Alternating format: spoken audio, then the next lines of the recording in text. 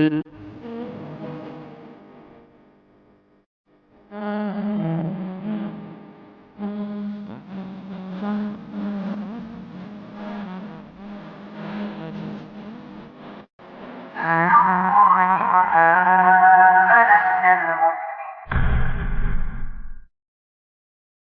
Bismillahirrahmanirrahim. Assalamualaikum warahmatullahi wabarakatuh.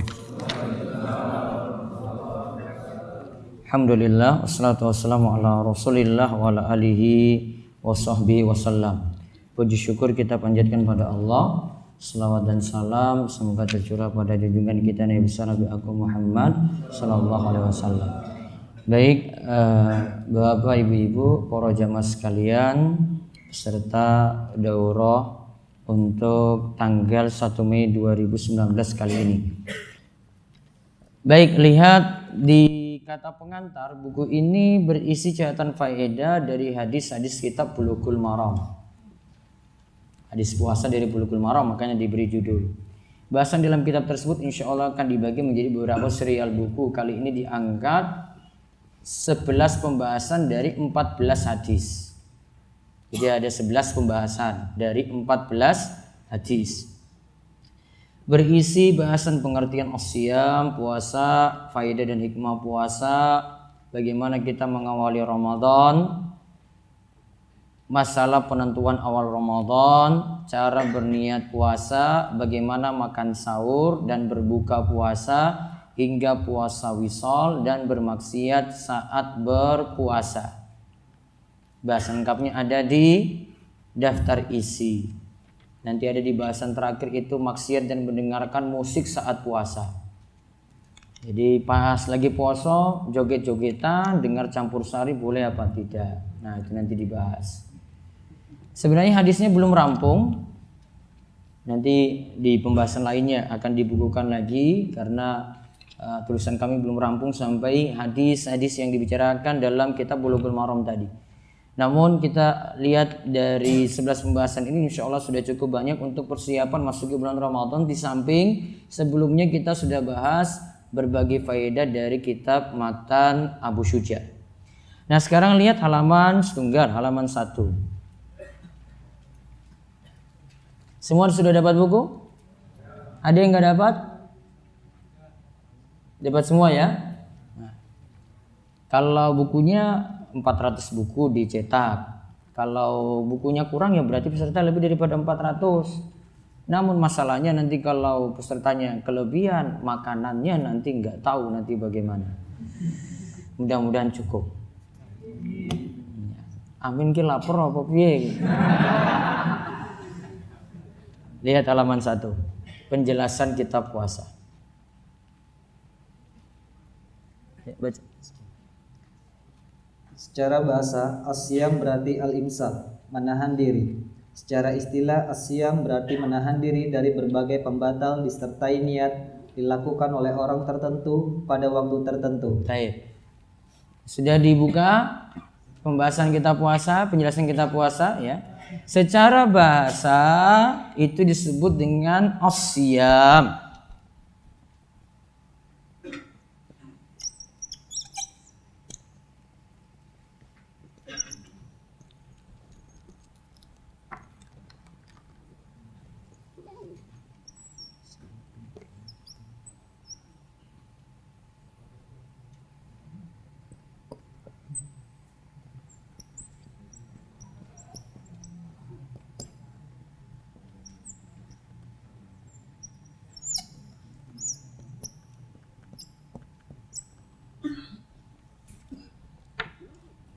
Secara bahasa as-siyam berarti al-imsak,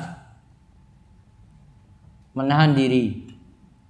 Maka kalau kita masuk puasa, biasanya imsak itu berapa itu? Menit sebelum azan itu. Nah, 10 menit. Nah, disuruh tahan diri. 10 menit sebelum azan. Nah, itu maksudnya imsak, nahan diri. Namun kalau melarangnya sebelum azan subuh, nanti ada pembahasannya. Yang tepat masih teriak imsak itu masih boleh makan sahur selama belum azan subuh. Nah, secara istilah asyam berarti menahan diri dari berbagai pembatal disertai niat. Dilakukan oleh orang tertentu pada waktu tertentu. Ingat ya, menahan diri dari berbagai pembatal disertai niat. Dilakukan oleh orang tertentu pada waktu tertentu. Berarti situ ada nanti ada pembatal nanti kita akan lihat. Ada situ disertai niat, berarti niatnya untuk puasa. Bukan niatnya karena nggak ada uang terus dia nggak makan. Beda. Niatnya haus karena nggak ada air, belum ada air dia temukan. Beda. Kalau ini niatnya untuk jalani ibadah puasa. Dilakukan oleh orang tertentu. Situ muslim, sudah balik, ya, mampu, kuat, maka dia dihukumi wajib untuk jalani puasa pada waktu tertentu yang wajibnya nantinya di bulan Ramadan. Terus di bawahnya ada keterangan. Berarti puasa harus disertai niat. Puasa juga harus menahan diri dari berbagai pembatal seperti makan, minum, dan hubungan intim atau jima. 3 hal ini disepakati oleh para ulama, sedangkan pembatal puasa lainnya masih diperselisihkan. Yang melakukan puasa adalah muslim, mukallaf atau yang sudah dibebani syariat dan pada wanita bebas dari haid dan nifas. Sedangkan dilakukan pada waktu tertentu berarti dari terbit fajar subuh hingga tenggelam matahari. Nah, kalau pada waktu tertentu artinya terbit fajar subuh sampai tenggelam matahari. Tadi niatnya ada, nanti kita juga bahas niat dalam buku ini. Juga menahan diri dari berbagai macam pembatal, makan, minum, dan hubungan intim. 3 hal ini disepakati oleh para ulama. Jadi yang disepakati oleh para ulama jadi pembatal itu makan, minum, dan hubungan intim. Kalau yang hal yang lainnya masih diperselisihkan. Yang jadi pembatal sepakat ulama 3 ini. Makan, minum, dan hubungan intim. Yang melakukan puasa muslim. Orang kafir tidak wajib puasa. Namun di akhirat sebagaimana kita bahas di matan Abu Syuja kemarin, di akhirat nanti dia tetap mendapatkan hukuman. Terus mukallaf, sudah dibebani syariat, yaitu sudah balik dan berakal. Balik berarti dewasa. Berakal berarti masih waras. Kalau orang gila wajib puasa atau tidak? Tidak wajib. Stres. Wong pikun. Orang pikun tidak wajib puasa. Berarti enak atau kalau tidak wajib? Mau jadi orang gila aja. Cuma ada pembahasannya itu, bukan enak jadi orang gila. Nanti di akhirat dia punya hukuman sendiri nanti di sisi Allah. Ada ujian tersendiri untuk dia dinyatakan selamat atau tidak ketika di akhirat. Dan pada wanita bebas dari haid dan nifas. Berarti kalau lagi haid dan nifas tidak wajib puasa. Sedangkan pada waktu tertentu tadi dari fajar subuh sampai tenggelam matahari. Berarti mulai puasa dari fajar subuh. Fajar subuh kapan? Ditandai dengan azan subuh yang tepat waktu. Azan subuh yang tepat waktu yang bagaimana? Sekarang tepat waktu enggak? Sudah pakai patokan yang sudah berlaku saja. Jenengan tidak perlu sibukkan diri dengan sekarang waktu enggak tepat gitu. Capek ngurus kayak gitu tiap tahun terus berulang-ulang, enggak ada solusi-solusi, enggak rampung-rampung. Maka kalau sudah tahu ada jadwal, pakai jadwal itu saja, aman. Ya, daripada kita perdebatkan terus nanti ini waktunya ini terlalu cepat. Yang harus berbicara kayak gitu ya kemenak. Orang biasa ngapain bicara kayak gitu? Suaranya apa didengar? Gak berlaku kan untuk dia gak pengaruh itu suaranya.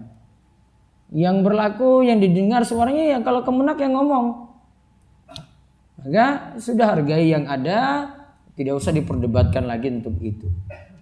Jadi kalau saya masih tetap pakai patokan jadwal sholat yang berlaku. Nanti malam insya Allah akan dibagi jadwal puasanya. Ya. Jadwal imsakiyah itu yang biasanya dalam bentuk tabel itu. Nanti dibagi ke jamaah pas malam Kamis. Nah, terus puasa Ramadan. Puasa Ramadan sudah diwajibkan sejak tahun kedua Hijriyah berdasarkan ijma. Nah, berarti Nabi SAW puasa itu sekitar 9 tahun. Karena meninggal 11 Hijriah. Puasa tadi jadi tahun berapa? Kedua Hijriah. 11 kurang 2 ya 9. Terus puasa diwajibkan? Puasa diwajibkan secara bertahap. Awalnya puasa diwajibkan dalam bentuk pilihan, yaitu mau berpuasa ataukah mengeluarkan fidyah. Allah Subhanahu wa taala berfirman yang artinya, yaitu dalam beberapa hari yang tertentu, maka barang siapa di antara kamu ada yang sakit atau dalam perjalanan lalu ia berbuka, maka wajiblah baginya berpuasa sebanyak hari yang ditinggalkan itu pada hari-hari yang lain. Dan wajib bagi orang-orang yang berat menjalankannya jika mereka tidak berpuasa membayar fidyah, yaitu memberi makan seorang miskin. Barang siapa yang dengan kerelaan hati mengerjakan kebajikan, maka itulah yang lebih baik baginya, dan berpuasa lebih baik bagimu jika kamu mengetahui. Quran Nah, dulu diperintahkan ini Al-Baqarah 184 yang kuat puasa punya pilihan. Boleh puasa, boleh tunaikan fidyah. Kecuali kalau dia sakit, faman kana maridun aw ala safarin fa iddatun min ayamin ukhar. Dia sakit atau bersafar maka dia qada di hari lain. Sedangkan yang berat jalani atau yang puasa juga dia punya pilihan. Makanya Allah katakan faman tatawwa khairan fa huwa khairul lah wa antasumu khairul lakum. Siapa yang lakukan faman tatawwa'a, siapa yang dengan kerelaan hati mengerjakan kebajikan, artinya dia mau milih puasa boleh, fidyah itu boleh. Namun kalau dia puasa itu lebih baik. In kuntum ta'lamun, itu lebih baik bagi kalian. Maka di sini ada pilihan fidyah atau puasa. Terus dalam penjelasan di bawahnya, kemudian Allah mewajibkan puasa selain pada orang sakit dan musafir. Nantinya orang sakit dan musafir mengqadha jika uzurnya telah hilang. Dalam ayat lain disebutkan Allah Subhanahu wa taala berfirman yang artinya beberapa hari yang ditentukan itu ialah bulan Ramadan, bulan yang di dalamnya diturunkan permulaan Al-Qur'an sebagai petunjuk bagi manusia dan penjelasan-penjelasan mengenai petunjuk itu dan pembeda antara yang hak dan yang batil. Karena itu, barang siapa di antara kamu hadir di negeri tempat tinggalnya di bulan itu, maka hendaklah ia berpuasa pada bulan itu. Dan barang siapa sakit atau dalam perjalanan lalu ia berbuka, maka wajiblah baginya berpuasa sebanyak hari yang ditinggalkannya itu pada hari-hari yang lain. Allah menghendaki kemudahan bagimu dan tidak menghendaki kesukaran bagimu. Dan hendaklah kamu mencukupkan bilangannya, dan hendaklah kamu mengagungkan Allah atas petunjuknya yang diberikan kepadamu supaya kamu bersyukur. Nah, di sini setelah ayat 184 tadi, ayat 185 disuruh ketika disebutkan faman syahida minkumus syahra falyasum. Siapa yang melihat awal bulan, maka hendaklah dia berpuasa. Berarti cuma jadi satu pilihan. Wa man kana maridan aw ala safarin fa iddatun min ayamin ukhar. Namun yang sakit atau melakukan perjalanan jauh tidak puasa, maka dia ganti di hari yang lain. Sedangkan masih tersisa tadi di ayat 184 tidak disebutkan di ayat 185 wa alal ladzina yutiqunahu fidyatun ta'amu miskin. Berarti yang berat untuk jalani puasa maka ditunaikan fidyah pada orang miskin, maka tak berlaku. Berlaku bagi tiang sepuh, bagi orang sepuh yang tidak kuat lagi jalani puasa. Dia cuma bisa bertahan misalnya 2 jam. Maka nantinya dia cukup membayar fidyah. Fidyah itu ditunaikan kepada orang miskin. Bentuknya apa? Makanan. Boleh nggak serahkan fakir miskin dalam bentuk uang? Tidak boleh. Tidak boleh diserahkan dalam bentuk uang. Harus dalam bentuk makanan. Pahami secara tekstual, nggak bisa diubah-ubah. Ayat itu dipahami secara tekstual. Suruh makanan ya makanan. Kalau disuruh ayo gitu. Gak usah kan sekarang orang miskin nggak biar dia punya pilihan, beli kita kasih uang saja. Enggak, ini disuruh beli seperti itu, disuruh siapkan makanan, yuk makanan. Makanannya ada dua macam, bisa dengan makanan mentah, bisa dengan yang siap saji.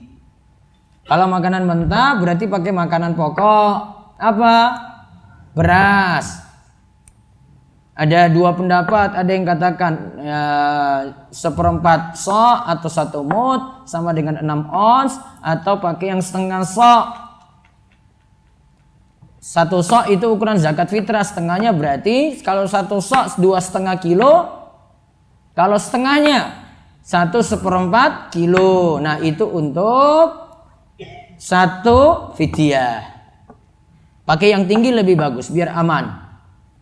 Jadi 1/4 kilo, kalau tidak puasa 30 hari karena tidak kuat tadi, maka tinggal dikalikan 30. Hasilnya berapa? Nah itu yang diserahkan pada orang miskin. Atau makanan siap saji, disajikan dalam 1 bungkus makanan. Ya, disajikan dalam 1 bungkus makanan.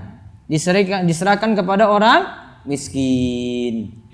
Kalau 30 hari tidak puasa berarti 30 bentuk makanan. Diserahkan nanti setelah puasa. Entah nanti setiap kali puasa atau nanti di akhir bulan langsung. Yang tidak boleh belum masuk Ramadan sudah bayar lunas. Kalau punya utang bayar lunas langsung sebelum waktunya, alhamdulillah. Iya kan? Karena sudah punya kewajiban sebelumnya, dia nyaur utang. Namun kalau puasa tunggu dulu, ini masuk dulu Ramadan. Siapa tahu sebelum masuk Ramadan sudah meninggal dunia. Sudah bayar gimana coba? Itu namanya paksakan diri. Tunggu dulu puasa jalankan baru nanti bayar fidyah. Nah, di sini dikatakan lagi yuridullahu bikumul yusra wa la yuridu bikumul usra. Allah menginginkan bagi kalian kemudahan dan tidak menginginkan bagi kalian kesulitan. Walitukmilul iddata, dan Allah menyempurnakan bulan. Ya, ketika sudah sempurna bulan, 1 bulan full jalani puasa, entah 29 atau 30 hari. Ya kan, bulan Hijriah kan 29 atau 30 nggih? Enggak bisa 28 atau 31. Enggak bisa. Maka kalau mau pakai kalender Hijriah lebih enak. Dapat gajinya lebih cepat. Iya toh? Nah, kalau kalender itu 31, wah lama sekali, sudah 29 sudah digaji. Yang nggak pakai kalender Hijriah lebih cepat, manfaatnya lebih besar kalau pakai kalender Hijriah juga jelas. Kalau di sini dikatakan sempurnakan bulan, tunggu sampai 29 atau 30 hari. Walitukabbirullah, setelah bulan itu sempurna maka bertakbirlah kepada Allah ala mahadakum, atas petunjuk yang diberikan kepada kalian, wala'allakum tashkurun, agar kalian menjadi orang yang bersyukur. Nah, tahapan tadi puasa disebutkan di sini. Yang pertama tadi puasa itu wajib namun masih pilihan mau puasa atau fidyah. Yang kedua, apa sih tahapannya? Puasa cuma jadi 1 pilihan saja. Namun di sini juga masih 1 pilihan, namun untuk pelaksanaan puasa di sini masih belum boleh makan sahur. Ya, nanti ayat 187 baru dijelaskan. Ayat 187 itu nanti dijelaskan tentang dibolehkannya makan sahur. Nah, nanti pembahasan lengkapnya itu ada di tafsir ayat puasa ayat 183 sampai 187 dari surat Al-Baqarah. Insyaallah saya bahas besok Ahad di Masjid Besar Al-Huda Pelayan. Ya, jadi nggak di sini, biar hadir. Yang di Jogja ya datang aja besok subuh-subuh dari Jogja jam 6 pagi. Nah, nanti ada bukunya juga itu. Belum saya selesai susun. Nah, berarti ada 3 tahapan ya. Kesimpulannya 3 tahapan puasa.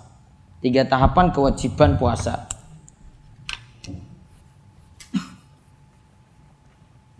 Biar tahu syariat tuh pelan-pelan kasih perintah itu. 3 tahapan kewajiban puasa.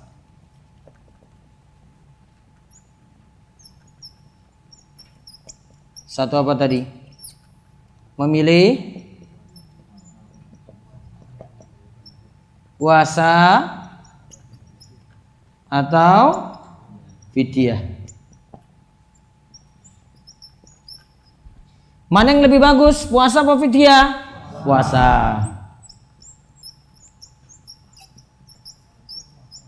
Puasa lebih baik. Tapi kalau jenengan berada di zaman ini pilih mana kalau gitu? Kalau jenengan lo ini? Hah? Paling fidyah gue. Wong males. Wah, aku fidyah wae. Ya, walaupun kuat dia tuh. Wah, saya puasa nggak bisa makan. Nah, dia pilih fidyah saja. Itu kalau jenengan dulu, jangan bilang wah saya puasa. Nah, belum tahu zaman dulu itu gimana. Terus yang kedua apa? Puasa jadi wajib.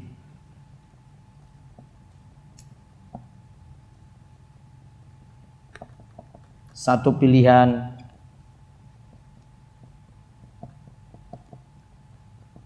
Berarti tidak ada fidyah lagi ya. Tidak ada pilihan seperti ini. Fidyah nanti untuk tiang sepuh.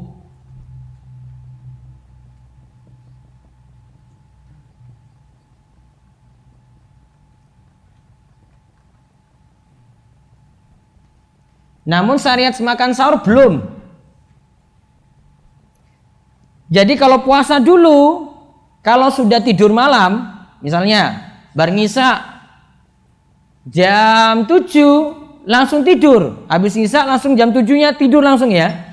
Maka setelah itu tidak boleh makan sampai nanti subuh, lanjut puasa sampai maghrib. Itu dulu. Berarti di sini belum ada syariat. Syariat apa? Sahur.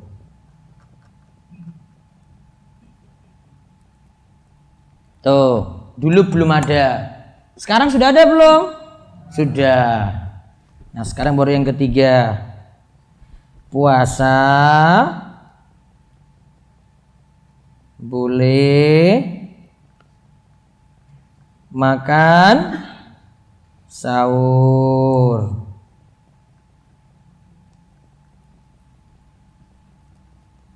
Enak tuh tahapannya tuh?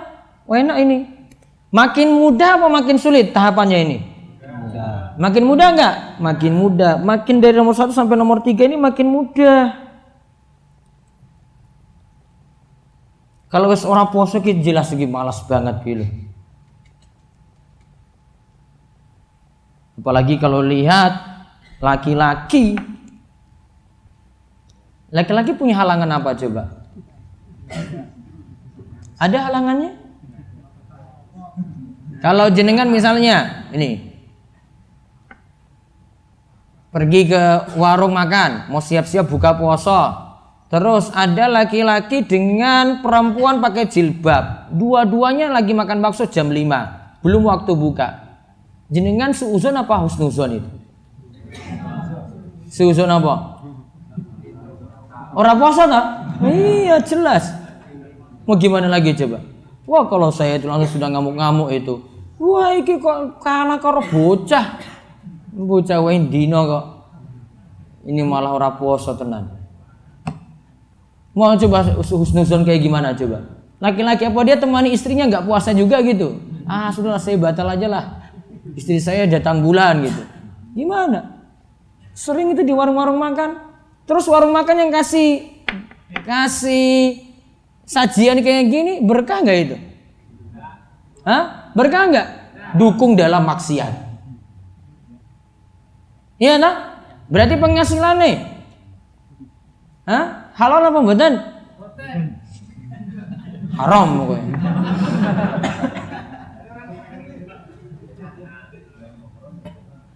Iya kan? Iya, mau gimana lagi? Ya biar pemilik warung ki sadar-sadar toh. Kadang warungnya ditutup, itu semua orang nggak puasa dia beri makan. Gimana coba sak warung coba? Itu muslim kabeh loh itu. Gimana? Berkah kayak gitu? Nggak berkah. Mendingan tutup. Mau jelang buka baru buka warung. Gitu. Wah Ustaz saya nggak bisa kasih makan anak istri, bu cari usaha lain gitu.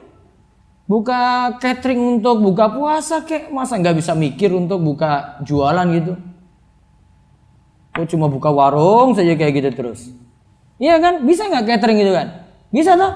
Bisa. Alih bisnis. Kita tuh banyak yang malas kok daripada yang rajin. Sama juga dengan buruh bangunan coba.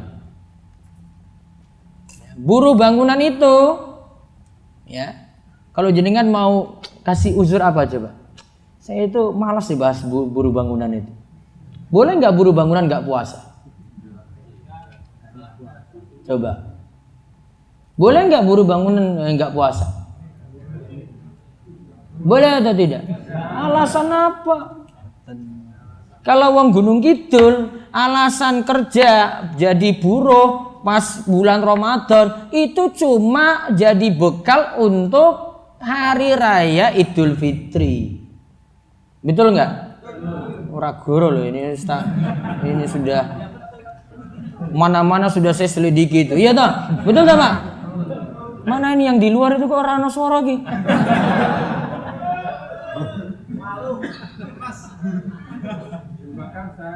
Itu kan untuk persiapan lebaran saja toh. Karena takut inilah, isinlah, malu, nggak punya apa-apa, nanti gengsi lah, macam-macam kan. Wah nanti anak saya beli baju baru gimana? Kan cuma urusan itu.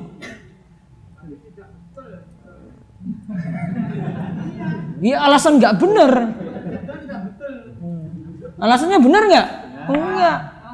Maka kalau dia mending nggak buruh, cuma di rumah saja, ya ngarit kayak apa kayak masih bisa puasa itu saya yakin. Iya kan? Jadi kalau jenengan tanya Ustadz kalau buruh bangunan terus nggak puasa gimana? Alasan wong males woy. Kayak di sini nggak ada yang jadi buruh bangunan saja. Kalau orang sini tuh buruh bangunan semuanya puasa itu kuat.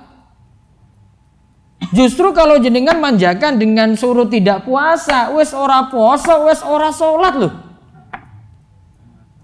Betul nggak? Coba lihat lingkungan jenengan sendiri itu. Ini wong gunung ini loh. Gimana? Betul nggak? Kalau dia nggak puasa, dia pasti nggak sholat toh? Nah, jenengan dukung kayak gitu coba gimana? Dukung maksiat gitu. Makanya kalau mau kerjakan orang pas lagi Ramadan, suruh puasa. Kalau nggak usah. Cukup jenengan nanti rayu dia dengan apa? Gajinya yuk ditambah. Gitu. Namun jangan manjakan dia nggak puasa. Itu didikan nggak baik itu. Wah, Ustaz tukang saya itu orang puasa. Boleh nggak saya kasih makan? Kalau saya biarin dia mau mati aja. Untuk apa? Wong kita puasa kok. Masa saya hormati dia coba? Iya kan? Dia nggak harus hormati kita. Ya wes ora puasa juga. Kamu ya puasa tetap. Nggak makan nggak minum. Resikomu. Gitu kan? Justru jenengan kasih makan pas lagi jenengan puasa. Masalah bagi jenengan. Hukum maksiat itu. Itu. Paham ini ya Pak? Tak singgung karena ini masalah jenengan loh di sini. Terus tak survei di mana-mana itu kayak gitu terus nggak mau berubah-berubah. Karena sini lingkungan Gunung Kidul kan buruh bangunan semua rata-rata, ya kan? Ya. Ada lagi nanti alasan ngarit, ya sampai Bantul. Terus ora puasa meneh. Iya nah? Nanti kan masuk ketiga ini nanti Ramadan ini. Terus cari pakan. Iya nah? Ada yang milih puasa beduk coba. Bingung meneh toh? Betul enggak Bang Telinga? Iya. Saya sampai pusing itu tanya itu kayak gitu. Ustaz, ini malah waktu itu dia laporin ke saya, Ustaz, ini yang saya beduk ini orangnya ini. Nunjuk orang lah coba dia ceramain. Ini saya suruh tanya ini orangnya ada di sini Ustaz. Ini orangnya di Ustaz. Dia beduk kemarin. Aneh-aneh weh. Ya saya jawabnya, Pak jenengan kok kayak anak saya saja si Ruefi itu yang puasanya beduk. Enak banget. Makanya sering saya jawab tuh kalau ditanya kayak gini apa? Kalau mau aman apa berarti? Sapinya diapain? Nah, sapinya dikon poso. Iya toh? Nah, sama-sama gitu. Terus kalau enggak kedua apa? Ya didal, wes rampung.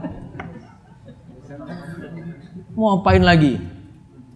Itu jenengan tampilin dengar nanti ceramain itu warga itu loh, men ora mikir pakan terus kalau puasa itu. Mikir sapi terus namun enggak mikir dirinya jalani kewajiban apa enggak. Kan lebih wajib. Ini syariat sudah ringan ini loh. Sudah diperingan itu. Masih boleh makan sahur. Coba kalau kayak dulu dari awal-awal dulu coba. Nggak ada syariat makan sahur. Gimana jadinya? Ini ada kisahnya, ini panjang nih kisah ini. Dulu ada seorang sahabat namanya Sirma. Pagi siang hari itu kerja berat. Pas buka puasa makan sedikit.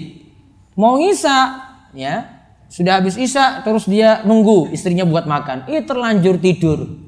Kan tadi kan nggak boleh makan sahur toh. Maka kalau sudah tidur ya puasa, langsung lanjut sampai subuh. Pagi puasa lagi, siang-siang lemes. Rasulullah SAW lihat, sebenarnya saya lihat kamu itu jahdan syadidan. Kayaknya kamu itu lemes banget sekali hari ini. Iya wahai Rasulullah, kemarin saya itu kerja berat, terus buka cuma makan sedikit. Setelah saya mau makan banyak, istri saya buat makanan, saya sudah tidur. Kan gak boleh makan sahur. Saya sudah tidur. Lemes dia. Maka turun ayat, malam hari bagi kalian masih boleh hubungan intim, masih boleh makan dan minum. Keringanan. Sudah mudah loh syariat itu. Coba kalau tidak ada syariat makan sahur coba. Wah berat sekali, gak ada yang mau puasa. Mau boro-boro suruh orang puasa, dia mikir-mikir, wah mau aku puasa. Masa kayak gini gak boleh makan sahur. Sudah habis tidur malam langsung apa? Lanjut puasa. Berarti dia tidur jam 3 aja kalau gitu tiap malam. Ya, mungkin gak subuh. Karena berat, dulu itu berat sekali. Sudah diberikan keringanan. Kalau sudah diberikan keringanan, ya harus dijalankan tadi puasa. Gak pakai alasan dengan alasan-alasan dunia, alasan buruh lah, alasan cari pakan lah, dan semacamnya. Terus lanjut lagi, faedah dan hikmah puasa. Pertama, puasa adalah cara termudah untuk menggapai ketakwaan pada Allah. Karena puasa punya pengaruh kuat dalam menjaga anggota badan secara lahir dan menguatkan batin. Nah lihat, yang pertama faedah dan hikmah puasa. Puasa adalah cara termudah untuk menggapai ketakwaan kepada Allah. Karena puasa punya pengaruh kuat dalam menjaga anggota badan secara lahir maupun batin. Dalilnya, Allah Subhanahu wa taala berfirman, "Ya ayyuhalladzina amanu kutiba alaikumusiyam kama kutiba alal ladzina min qablikum la'allakum tattaqun." Hai orang-orang yang beriman, diwajibkan atas kamu berpuasa sebagaimana diwajibkan atas orang-orang sebelum kamu agar kamu bertakwa. Quran surat Al-Baqarah ayat 183. terus yang kedua, Beribadah kepada Allah dengan meninggalkan berbagai syahwat dan hal-hal yang disukai sementara waktu. Hal ini untuk membuktikan bagaimanakah besarnya kecintaan seorang hamba kepada Allah ataukah tidak. nah disuruh meninggalkan syahwat. Ini untuk tunjukkan kita tuh cinta pada Allah ataukah tidak. Syahwat ditundukkan saat itu.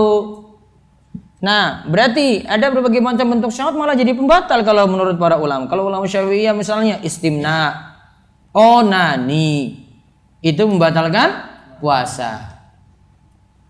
Itu ada yang anak-anak muda lakukan di siang hari bulan Ramadan kayak gitu.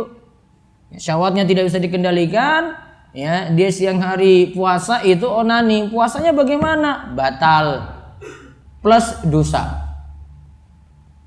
Puasanya batal plus dosa.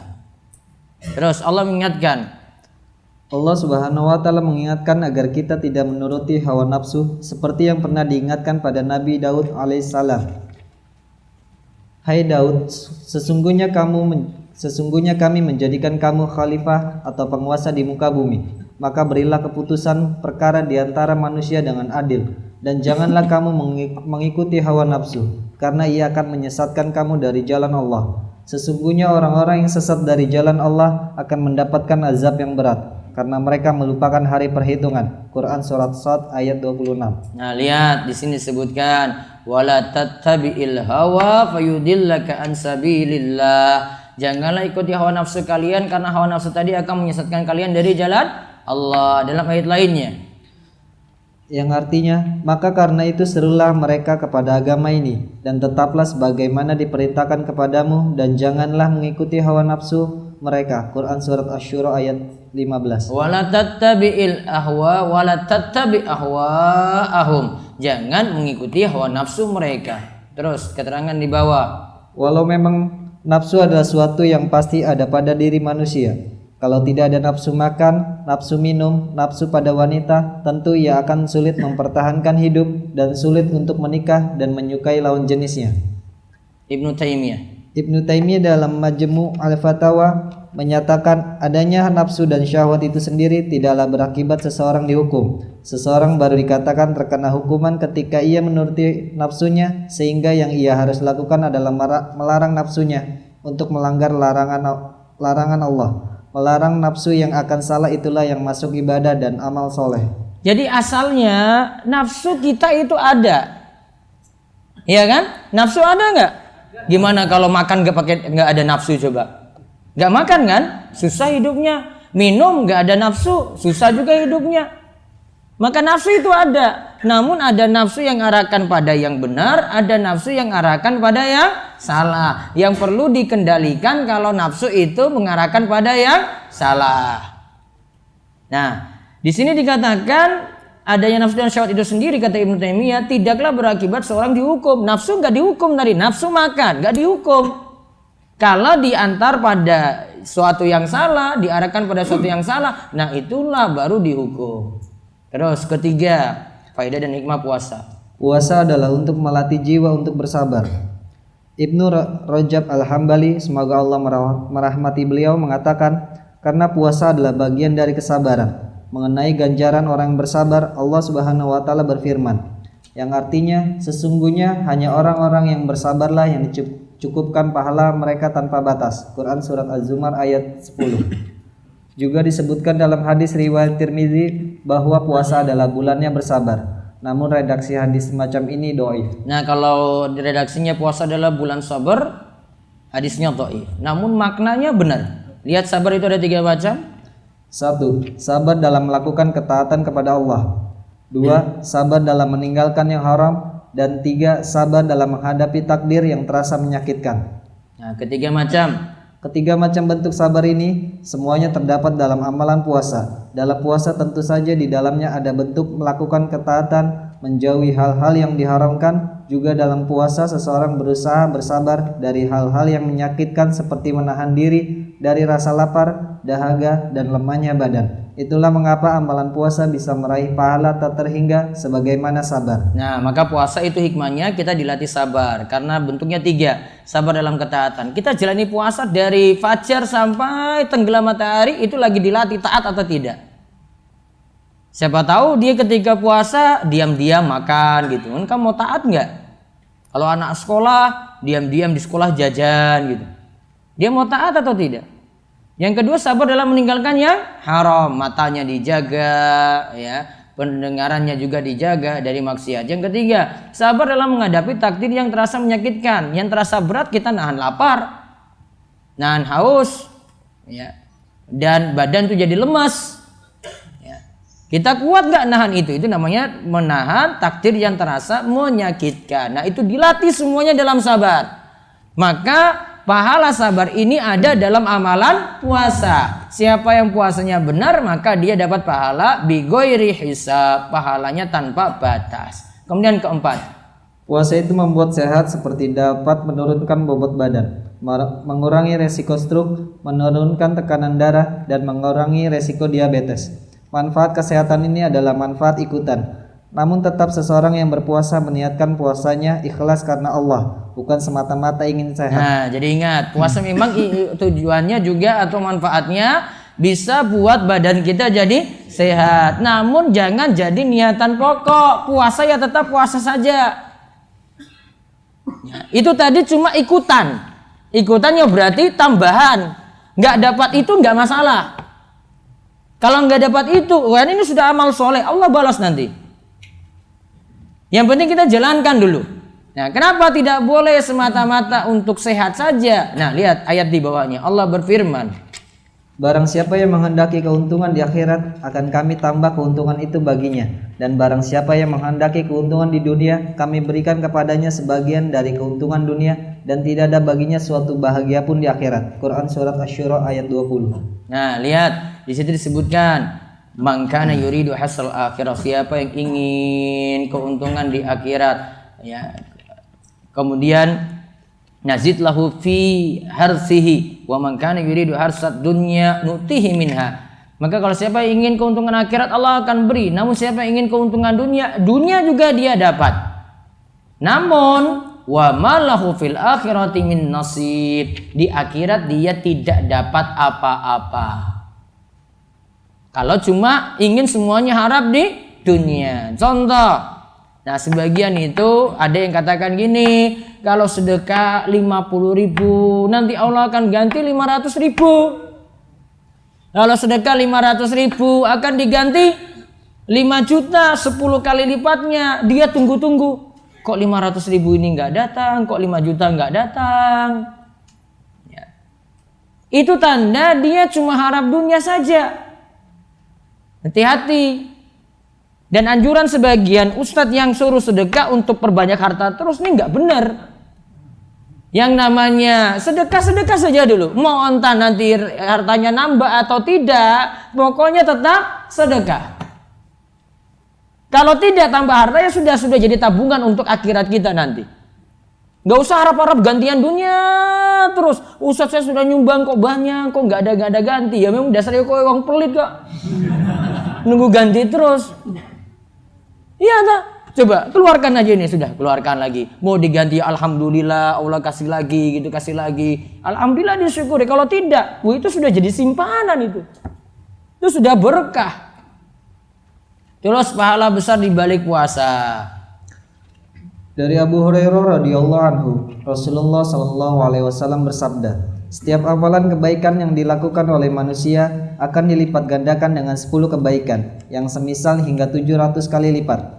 Allah Subhanahu wa taala berfirman yang artinya, kecuali amalan puasa. Amalan puasa tersebut adalah untukku, aku sendiri yang akan membalasnya, disebabkan dia telah meninggalkan syahwat dan makanan karenaku. Bagi orang yang berpuasa akan mendapatkan 2 kebahagiaan, yaitu kebahagiaan ketika dia berbuka dan kebahagiaan ketika berjumpa dengan Rabb-Nya.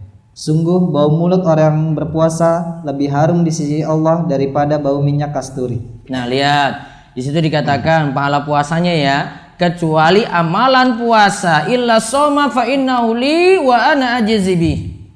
Kecuali puasa, aku yang membalasnya, aku sendiri kata Allah yang akan membalasnya. Kalau dikatakan Allah sendiri yang akan membalasnya, berarti punya lipatan sendiri di sisi Allah, bukan 10 kali lipat, bukan 700 kali lipat, bahkan lebih daripada itu. Terus puasa diwajibkan bagi setiap umat. Karena hikmah yang besar dari puasa, puasa diwajibkan bagi setiap umat. Allah Subhanahu wa taala berfirman yang artinya, hai orang-orang yang beriman, diwajibkan atas kamu berpuasa sebagaimana diwajibkan atas orang-orang sebelum kamu agar kamu bertakwa. Quran surat Al-Baqarah ayat 183. Kama kutiba alal ladzina min qablikum, sebagaimana diwajibkan pada orang-orang sebelum kalian. Terus kutiba alaikum.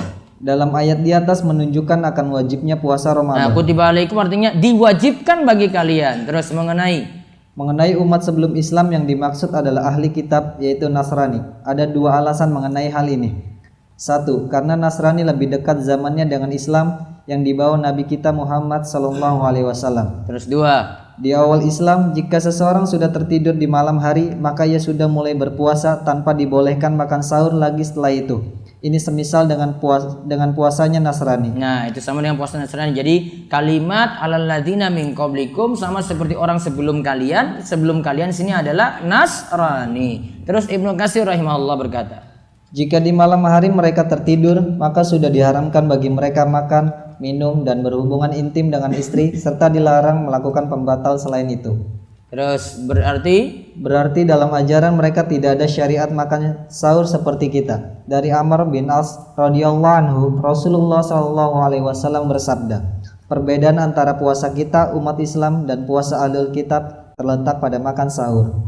Terus dilihat dari sisi waktu, ada yang mengatakan bahwa bentuk puasanya adalah puasa Ramadan.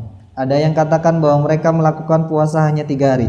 Ini juga yang ada di awal-awal Islam. Ada juga yang mengatakan bahwa mereka yang lakukan adalah puasa Asyura atau 10 Muharram. Jadi bentuknya sebelum puasa Ramadan itu ada puasa 3 hari tiap bulan. Di dalam riwayat disebutkan itu berlaku sampai 19 bulan. Dari Rabiul Awal sampai Ramadan berikutnya lagi. Ada yang katakan yang mereka puasa ketika itu adalah sebelum puasa Ramadan ada puasa Asyura 10 Muharram. Terus mengenai bentuk puasanya, mereka meninggalkan seluruh perkataan, sedangkan syariat Islam hanyalah memerintahkan meninggalkan perkataan dusta. Ditekankan lebih daripada saat tidak berpuasa. Nah, kalau puasa orang dulu ngomong juga tidak boleh. Jadi cuma diam saja. Ya, ada yang sapa, oh pokoknya lagi puasa dia. Ya. Itu seperti nazarnya Maryam, ini nazartul lirrahmani sauma falan ukalliman nasa insiya. Kemudian Maryam itu katakan bahwa saya bernazar untuk berpuasa. Maka saya berpuasa dengan cara tidak berbicara pada seorang pun sedikit pun juga ketika itu. Jadi diam. Namun kalau kita ngomong boleh nggak pas puasa? Ngomong boleh nggak? Boleh. Yang tidak boleh dusta, ya, bohong, gibah, namimah, adu domba, tidak boleh. Terus Ibnu Katsir rahimahullah berkata, telah ditetapkan bagi umat sebelum Islam. Mereka pun ditetapkan puasa selama sebulan penuh pada hari-hari tertentu dengan jumlah hari yang diketahui. Inilah yang diriwayatkan oleh As-Sudi dan selainnya. Jadi ada puasanya juga pada hari-hari tertentu. Ya. Dan itu dilakukan selama sebulan penuh juga. Namun bulannya apa? Wallahu a'lam. Terus yang terakhir untuk dapat manfaat besar dari puasa. Syekh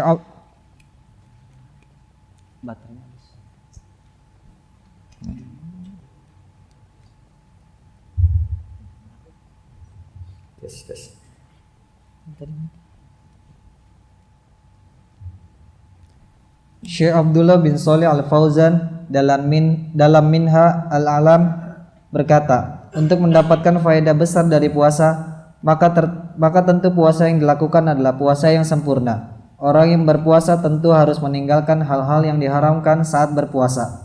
Puasa yang dilakukan berarti menahan diri dari makan, minum, dan jima. Pendengaran dan penglihatan juga turut berpuasa dengan meninggalkan yang haram. Pembicaraannya juga berpuasa dari yang haram. Begitu pula aktivitasnya tidak menerjang yang haram. Orang yang berpuasa haruslah menjaga waktunya dengan baik, menyibukkan hari-hari di bulan Ramadan dengan ketaatan kepada Rabb-Nya. Itulah orang yang bisa mengambil manfaat dari puasa yang dilakukan. Nah, berarti lakukan puasa dengan memenuhi kewajiban dan kesempurnaannya. Sampai pendengaran dan penglihatan juga ikut berpuasa. Nanti insya Allah ada makan siang dan istirahat sebentar. Kita nanti lanjut lagi pembahasan 11 poin atau dari 14 hadis. Assalamualaikum warahmatullahi wabarakatuh.